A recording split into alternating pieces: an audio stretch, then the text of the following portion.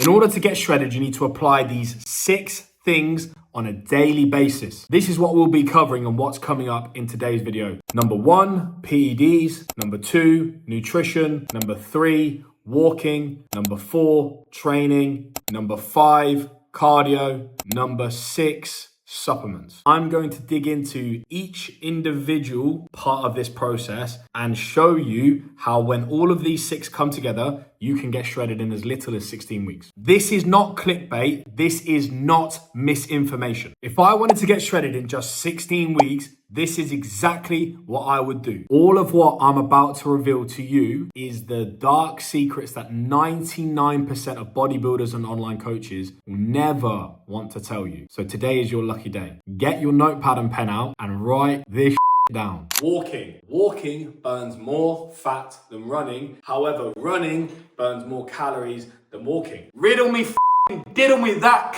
So, what is more important? I tell you, you need both. High levels of steps, like I did. Look at this. 23,100 steps for the month of September. 23,000 steps, boys. That is the level of step count I did to get shredded. Now, you don't need to do that many. I'm just going to recommend you start your prep around 10,000 so you give yourself room to go from 12 to 15 to 17 to 20. But the reality is, I needed high levels of output, low levels of input. That's how I got shredded. So walking, huge part of that. And I would recommend if you're going to get shredded, you need at least 10,000, if not 15,000. I recommend more steps versus more cardio because the steps is low intensity. But I walked fucking everywhere. I mean, I walked to the shops, I walked to the barbers, I walked to the gym. A beautiful little tip for you guys. When you go to the supermarket, park the furthest space away from the entrance, and you can easily get 2,000 steps in by walking to the supermarket, walking around the supermarket, and walking back to the car. Monty? Yeah. How important is cardio when you're trying to get shredded? Very important. He's the king of cardio. Oh, it looks so cute. Guys, leave me alone. I'm just chilling. Cardio. We are talking about one of the most important aspects of a successful prep. You know, I mentioned about walking burning more fat than running, but running burning more calories than walking. Well, this is where cardio comes in. So you need to get that nice balance right of high intensity or low intensity output for your cardio, plus a high level of step count to maximize your fat burning zone for your output. I did 20 minutes max every day for the last 12 weeks of prep. Alongside the 23,000 plus steps, I was doing 20 minutes of cross trainer at a heart rate of around 145 beats per minute. Now that is really important, and if you have a Whoop, you'll understand the zone. So you want to be in a heart rate zone of around 140 to 150 beats per minute. Play with me. So that you can burn more calories. The higher your heart rate is, the more calories you will burn when your heart rate is at that level. So let's say you were walking, you're going to burn more calories doing 130 beats per minute walking than 100 beats per minute. Same for cardio. If your cardio is at 150 beats per minute, you're going to be burning more calories than at 130 beats per minute. I'm a stickler for that with my clients, is making sure that cardio is at least at 145 beats per minute. Now, the more you do cardio, the more effort you're going to have to put in to remain at that heart rate. And as you go into a prep, your intensity can dip, so make sure you are doing that 145 beats per minute. Family portrait time. We are moving on to nutrition. Nutrition is Monty's favorite. Love the protein, He don't you, loves boy? protein. Protein. See how excited he gets for protein? Bro, but let me go piss and shit and then Ava's got him. Monty likes protein. Go.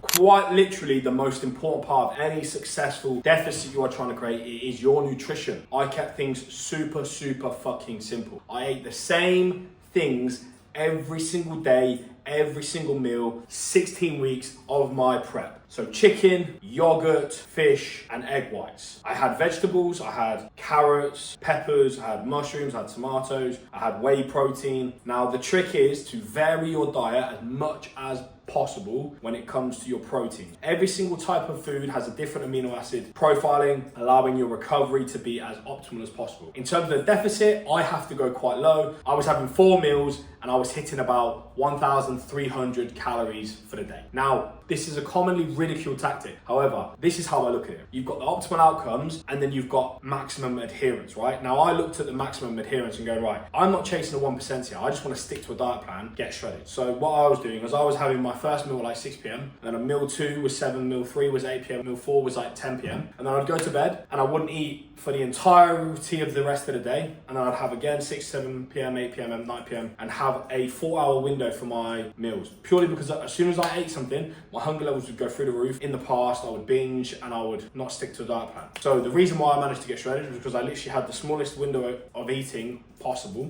My coach at the time, Joe Jeffrey, was badgering me, going, why are you not having your first meal yet? Why are you not having your first meal yet? But the reality is, he's now since changed his mind on that, and I was correct in that moment, in my opinion. For me, that technique, that application of knowledge was correct in that moment because it meant that I didn't cheat on my diet. I had one moment, and I'm telling you now, I had one moment where I literally found out that my dad was gonna pass away. And do you know what I did? I ordered a Jamaican Caribbean cuisine. Dumpling, rice, and chicken. Because I found out that my dad was dying. My binge throughout that entire prep was literally ordering rice and chicken with a fucking dumpling. That's how switched on and locked in I was. Could have had a pizza, could have had muffins, could have gone to Tesco's, could have absolutely binged, my man. I didn't do that because I was fucking locked in. I'm not gonna stand here and say you need to have X amount of calories, blah, blah, blah, blah, blah. This is where coaching is so fucking individual. Mine is super high output, super low input. That's what I needed to do to get shredded. Now we're moving on to the most important and favorite parts of this video, which you are all waiting for, so let's roll it. Supplements and PEDs, let's go. Training, how many times a week did I train? I'm gonna tell you very, very simply. I did push,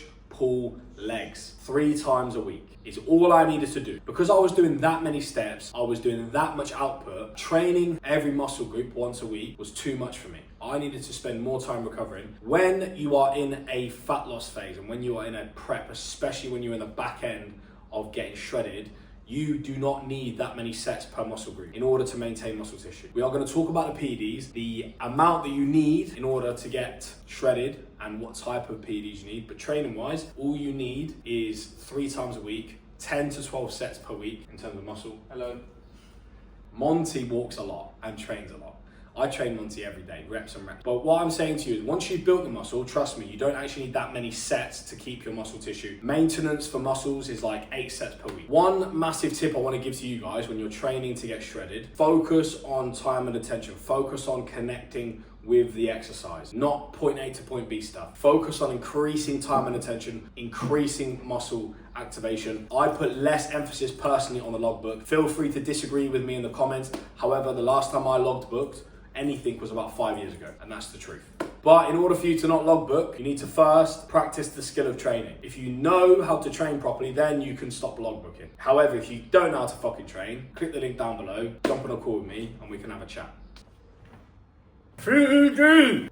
PEDs, let's talk about them. I'm just gonna give you a rundown of all the PEDs that I was using. So I was using Masteron, Primobolan, Testosterone, Anavar, Clen, T3, T4, Proviron, Telmisartan, Winstrol, GH, all in my last prep. That's what I was using. I'm not gonna be stupid enough to give you my exact dosages. One thing I will say is we didn't use that much. We used a total of 800 milligrams per week. I'm not gonna go into too much detail. I'm gonna cover that topic in a whole other video. So if you wanna see that and you are interested in my PED stack that I used specifically to get fucking dick skin shredded, then all you have to do is click the subscribe button and I'll run you through. Now, the last thing I want to just discuss quickly is the supplementation side of things. So I'm just going to go over to the supplementation part of the house where protein is one of the many supplements that I took during my prep to get shredded. So first up, we've got creatine monohydrate, very well researched, very beneficial. We've got whey protein. Whoa, we've got whey protein. The whey protein that I use throughout my entire prep is from Perform,